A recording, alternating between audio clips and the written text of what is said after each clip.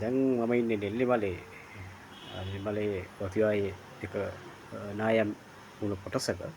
දැන් මට පේනවා ඉතින් මේ විශාල ගල් ප්‍රමාණයක් සහ වැලි තලාව ගොඩ ගැහිලා තියෙන ගොඩක් කට්ටිය බලන්නත් එනවා.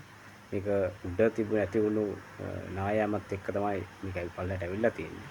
ඒක විශාල මම හිතන්නේ අක්කර ගණනාවක වගේ ප්‍රමාණයක් මේ උඩ කඩාගෙන මේ ගඟ තිබ්බ ප්‍රමාණයට වඩා දැන් විශාල වෙලා තියෙන්නේ.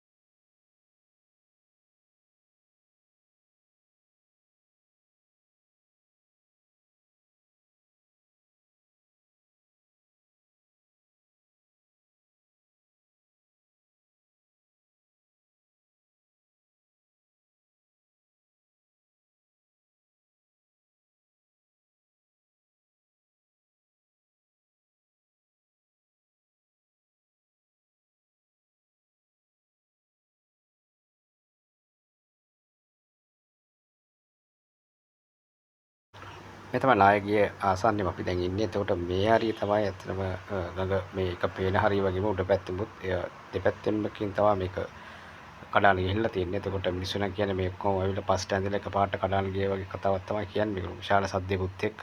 නමුත් මේ වෙන විට නම් ලොකු ප්‍රමාණයක් දැනටම අක්කර ගණනක් වගේ දැනටම මේ විදිහට තමයි තියෙන්නේ පල්ලෙහාට යනකල් ළඟ විශාල වෙලා තියෙන්නේ.